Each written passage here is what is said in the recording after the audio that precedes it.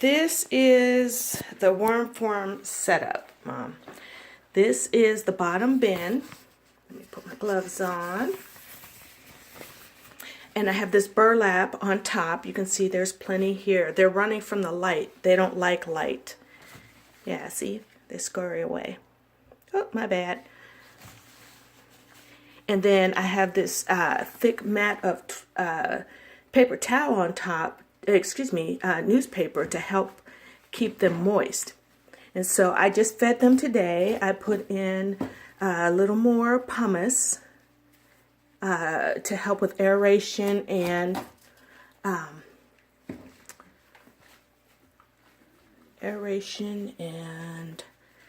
else does that thing say?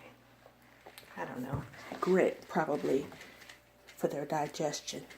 Oh, it also aeration, so it keeps the mixture, their bedding, from becoming compacted. And so that's the white powder. I hope you can see some of these ones moving around.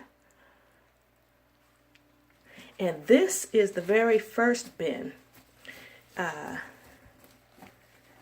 I started with. This is the original. This is the one on the bottom. But through my research, I have learned that you need to have what's called an insurance bin, or start keeping some insurance bins, which is basically, is this the one? Oh yeah, this is the one. This is the first insurance bin. I gotta lift it up. Okay, and what you'll notice is there's also worms probably on the bottom. Yeah, you can see them on the bottom there.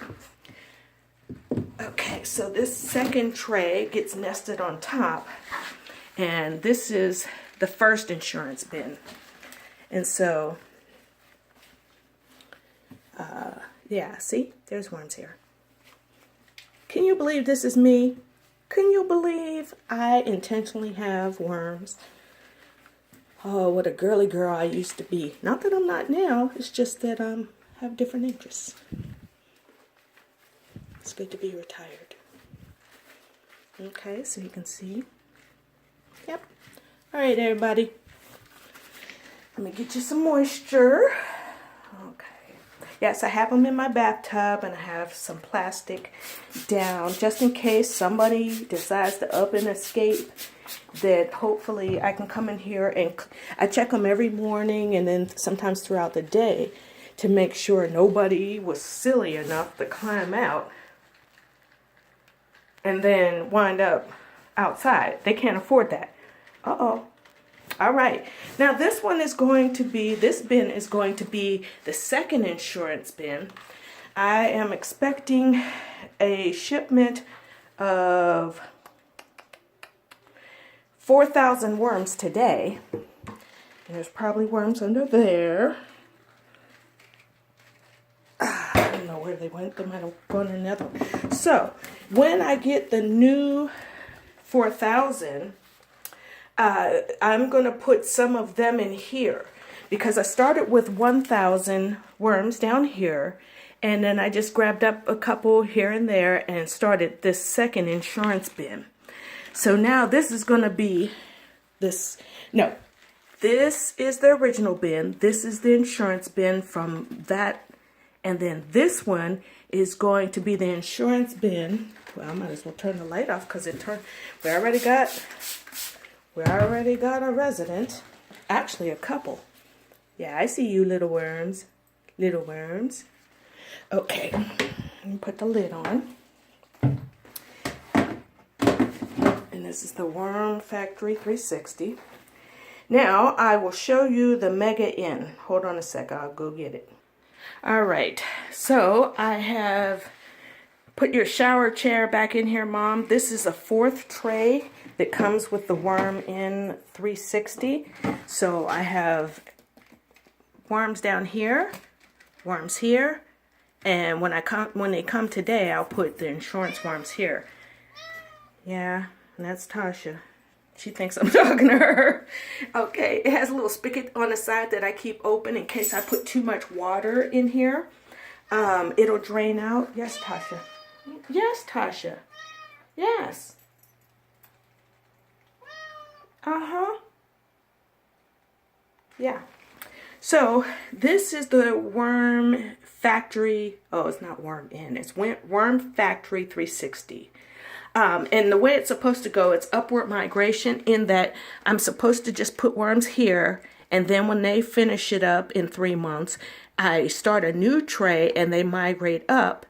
And then another 3 months. And then they'll migrate up to this one. Well, I didn't do it that way. Oh, I must have a seat. Oh.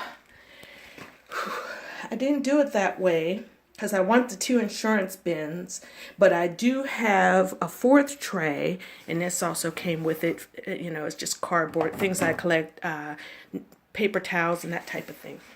So, let me let you read some of this stuff. And the stuff they like to eat.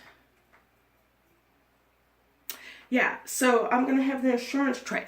Okay, now back to the Worm In Mega that I told you. First off, I built this stand. Credit goes to the Worm Dude in California for the actual Worm In. He has these sewn and manufactured right here in the United States. And then the plans for the bin, the stand come from I can't think of his name right now. All right.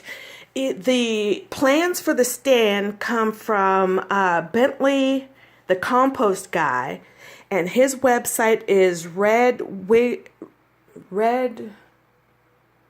Worm Composting, rwc.com. He's up in Canada, but he got with the original young lady who came up with the designs for the stand, and he shows his build.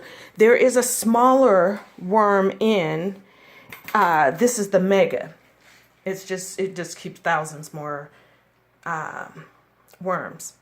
I decided to put wheels on the bottom of mine to make it easier, and I decided to add a shelf to the bottom. Most people just put a bucket under there. Again, that's for the excess, the runoff.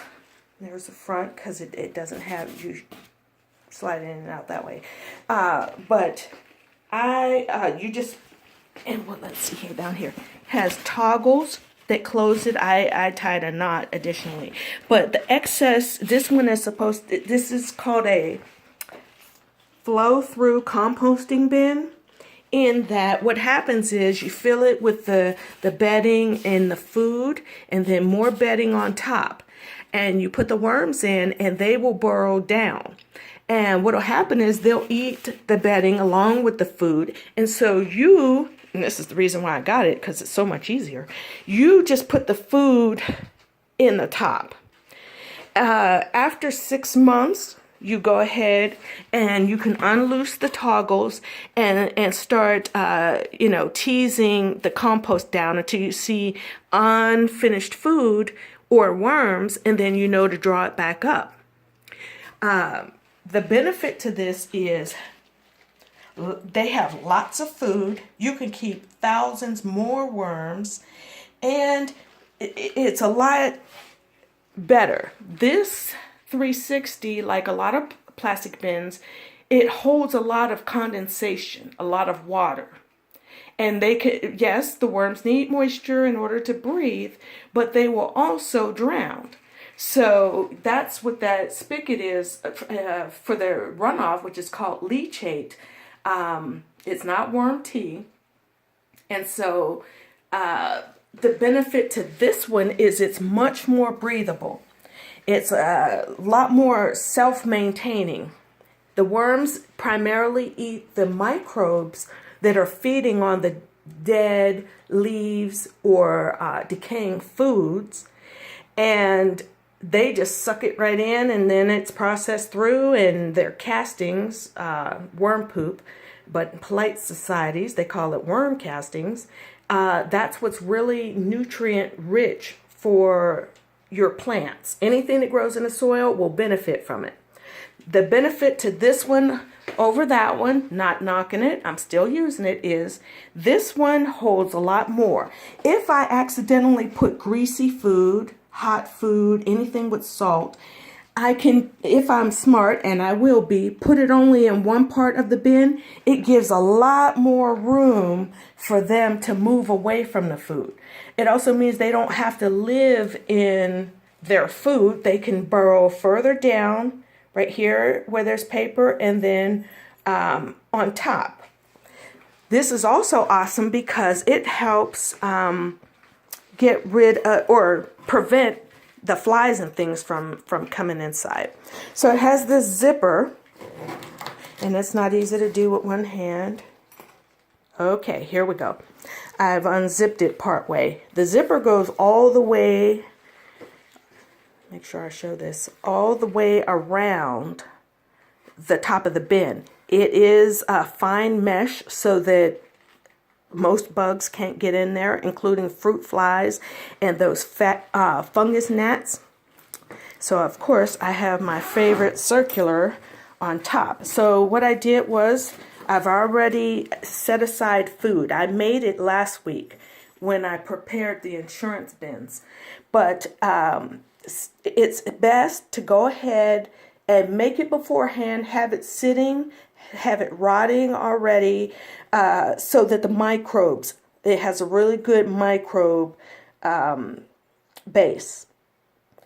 Because that's what they're going to eat. When they come here, they're going to be shipped through the mail from Pennsylvania in dry peat moss. And so they're going to be really little thin, dehydrated, and agitated that they've been in that box for so long.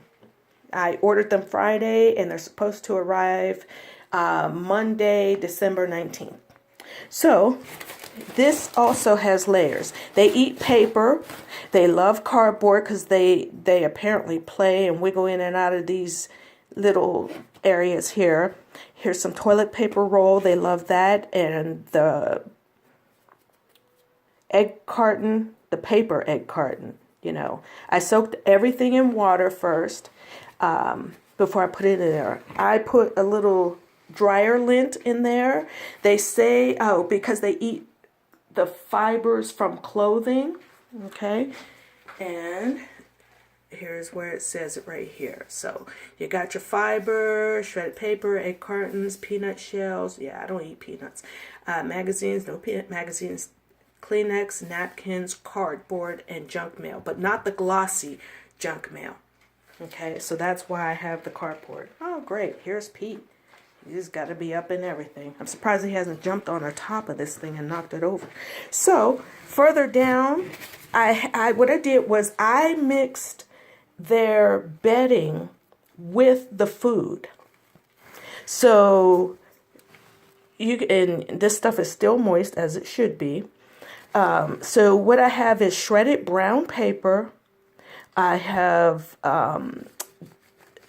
lots of cardboard. I have their food. Now what I do is I bought a food processor just for my worms.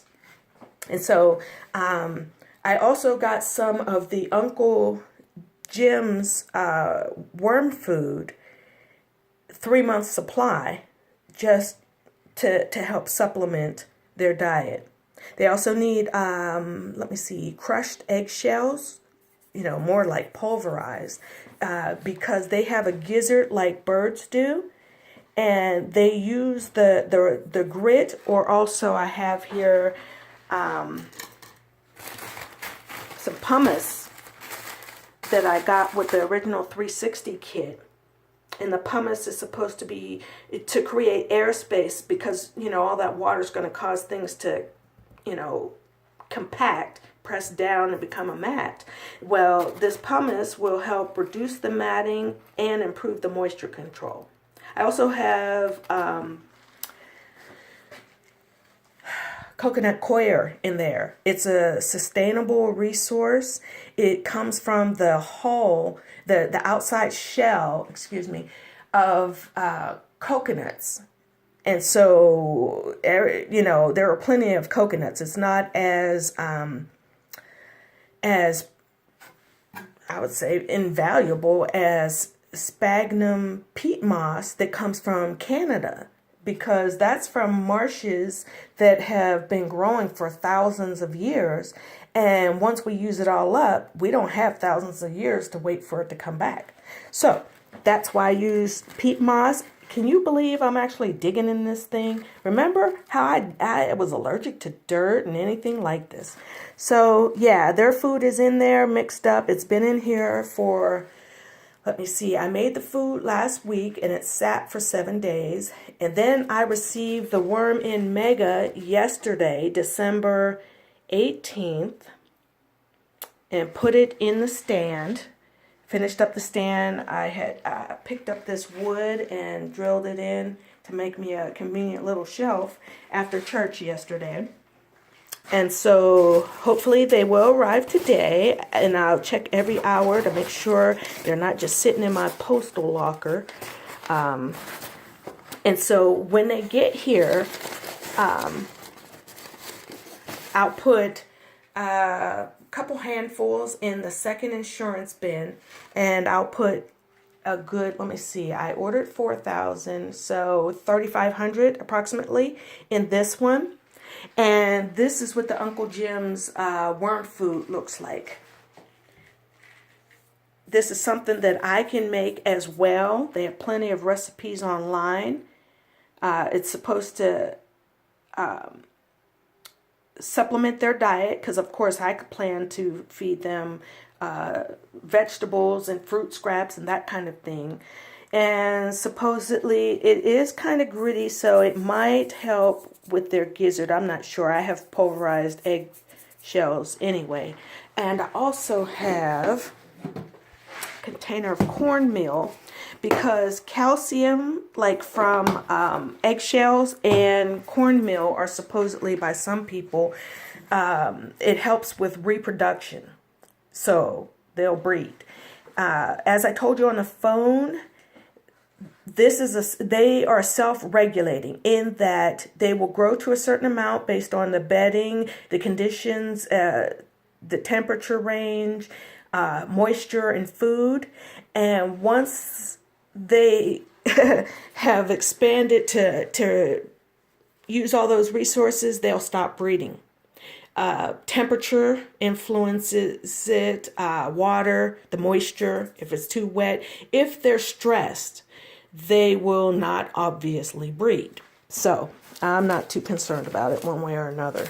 I've got plenty of worms and I take good care of them. They're here in the bathroom, in the guest bathroom. And so, yeah, they're as you saw from those populations, they're doing just great. And so when they get here, I'll pull this back, dig a little hole and put them in there.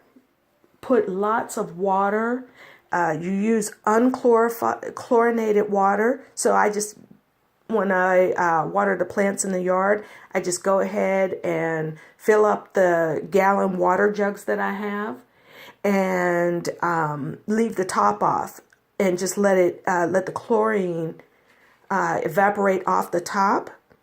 That way it takes the chlorine out and it's good to go. So when they do arrive, I'll go ahead and use my sprayer that's already filled with water, unchlorinated water, and I'll spray them because they're going to be really thirsty. They're not going to be happy being in that box over the weekend. And I'll fluff up the bedding, and I have a bag of shredded bedding. Shredded newspaper, a brown newspaper, and I will go ahead and use that on top to keep the smell down. As long as you can put the food in there, it's no worries. You just need to put several inches of paper and bury the food so that it doesn't smell up your house. So composting, vermicomposting, being Latin for worm, composting, as opposed to my other compost bin outside. They will work 24/7 because apparently they don't sleep. Hallelujah. And so that way they can eat up all this stuff and yeah, we'll be good to go. Let me know if you have any questions, Mom. Love ya.